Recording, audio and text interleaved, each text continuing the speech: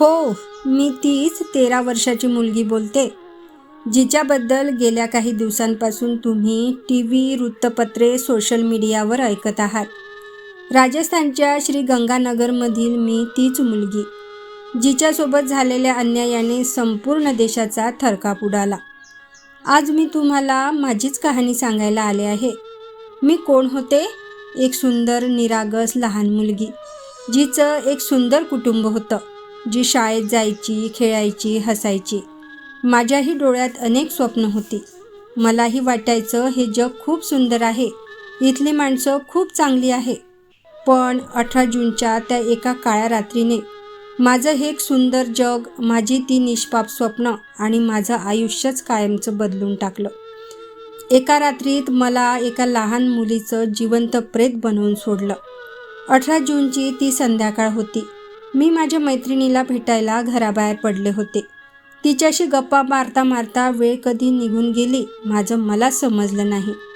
जेव्हा मी घरी परतण्यासाठी श्रीगंगानगरच्या मुख्य बसस्टँडवर आले, तेव्हा रात्रीचे जवळजवळ 9 वाजले होते. आजूबाजूला अंधार पडला होता. रस्त्यावर खूप गर्दी कमी झाली होती आणि मला घरी जाण्याची भीती वाटू लागली. तितक्यात माझ्यासमोर एक ई-रिक्षा येऊन थांबली. ती रिक्षा रामबाबू नावाचा एक माणूस चालवत होता. त्याचा वयस्कर चेहरा पाहून मला वाटलं की हा कोणीतरी आपल्या घरातील वडीलधाऱ्यासारखा काका आहे. मी त्याला रडलेला चेहरा करून विचारलं, "काका, मला घरी सोडाल का? मला खूप भीती वाटते." त्याने अतिशय प्रेमाने माझ्या डोक्यावर हात फिरवल्यासारखं नाटक केलं आणि म्हणाला, "अरे बेटा, घाबरू नकोस. बैस रिक्षात. मी तुला तुझ्या घरी आईबाबांकडे सुरक्षित सोडतो." त्याच्या त्या गोड शब्दावर मी विश्वास ठेवला आणि हीच माझ्या आयुष्यातील सर्वात मोठी चूक ठरली.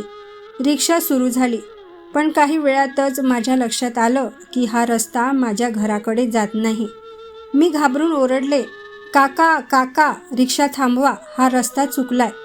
पण त्याचा तो प्रेमळ चेहरा अचानक एका क्रूर राक्षसात बदलला. त्याने मला जोरात धमकावलं, "चूप बस, नाहीतर तुला जीवाने मारून टाके." काही वेळातच त्याने मला शहरातल्या एका हॉटेलच्या मागच्या दारापाशी आणलं. तिथे काही लोक उभी होती. त्या रामबाबू काकाने केवळ काही पैशांसाठी मला त्या हॉटेलच्या मालकाला स्वाधीन केलं आणि तो तिथून निघून गेला. मी ओरडत राहिले, "काका, मला वाचवा, मला घरी सोडा." पण त्याने मागे वळूनही पाहिले नाही. त्यानंतरचे 5 दिवस माझ्या आयुष्यातले ते 5 दिवस नव्हते. तो साक्षात नर्क होता. मला हॉटेलच्या एका छोट्या, अंधाऱ्या आणि कुमट वास येणाऱ्या खोलीत डांबून ठेवण्यात आलं. मी, माझी आई, माझे बाबा, माझे भाऊ सगळ्यांना मोठ्याने आवाज देत होते, "आई, मला वाचव गं, बाबा, मला घरी घेऊन जा." असं म्हणून मी त्या लोकांच्या पायी पडत होते, हात जोडत होते. पण त्या नराधमांना माझी दया आली नाही. त्या हॉटेलवाल्यांनी पोलिसांपासून वाचवण्यासाठी मला वेगवेगळ्या हॉटेलमध्ये फिरवलं. ही नावं आता माझ्या कायमची मनात भीती बनून राहील. मी ओरडू नये, मी कोणाला मदत मागू नये म्हणून ते नराधम मला जबरदस्तीने तोंड दाबून दारू पाजायचे. कोणत्या तरी गोळ्या आणि अंमली पदार्थ माझ्या तोंडात कोंबायचे. माझं डोकं सुन्न व्हायचं, मला शुद्ध नसायची आणि त्याच बेशुद्ध अवस्थेत एकामागून एक हैवान त्या खोलीत यायचे. एक जण अत्याचार करून गेला की दुसरा यायचा, दुसरा गेला की तिसरा. पोलिसांच्या तपासात समोर आलं की 5 दिवसात माझ्यावर तब्बल 32 नराधमांनी पाशवी अत्याचार केला. त्यांनी माझ्या वयाचा, माझ्या शरीराचा विचार केला नाही. मी वेदनेने विव्हळत होते, रडत होते, पण प्रत्येक वेळी माझं तोंड दाबून मला मारहाण केली जायची. मला वाटायचं की मी आता कधीच जिवंत बाहेर पडणार नाही. माझा अंत याच अंधाऱ्या खोलीत होणार आहे. 22 जूनच्या रात्रीपर्यंत माझी सहनशक्ती पूर्ण संपली होती. मी देवाकडे एकच गोष्टीची प्रार्थना करत होते, "देवा, मला या नरकातून सोडव, नाहीतर माझा जीव तरी घे." तिकडे माझी आई, माझे बाबा पोलीस ठाण्यात वेड्यासारखे रडत होते, मला शोधत होते.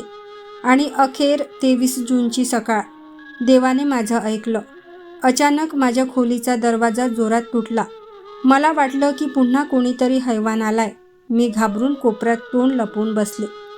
पण समोरून एक आवाज आला, बेटा घाबरू नकोस, आम्ही पोलीस आहोत.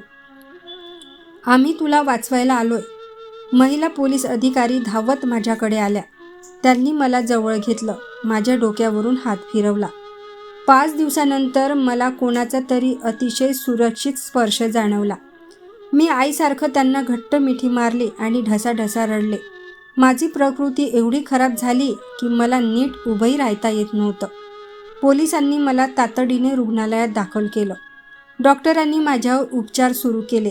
मी जिवंत तर वाचले होते, पण माझं मन आणि माझं शरीर पूर्णपणे उद्ध्वस्त झालं होतं.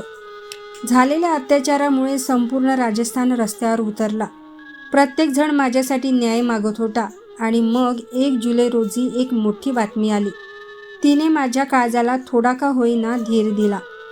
प्रशासनाने आणि पोलिसांनी त्या हॉटेलवर बुलडोझर चालवला.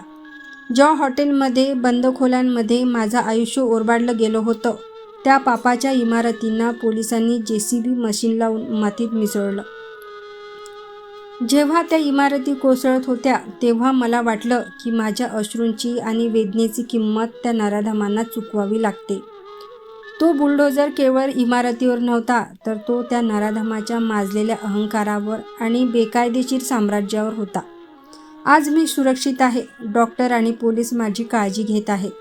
पोलिसांनी त्या रामबाबू रिक्षेवाल्यासह जवळजवळ 19 जणांना जेलमध्ये टाकलं. बाकीच्यांचा शोध सुरू आहे, पण माझा हा लढा अजून संपलेला नाही. मी आज तुमच्यासमोर यासाठी आले आहे कारण मला फक्त सहानुभूती नको, मला न्याय हवाय. त्या 32 नराधमांना जोपर्यंत फाशीची शिक्षा होत नाही तोपर्यंत माझ्या आत्म्याला शांती मिळणार नाही. व्हिडिओ आवडल्यास समोर शेअर नक्कीच करा. धन्यवाद.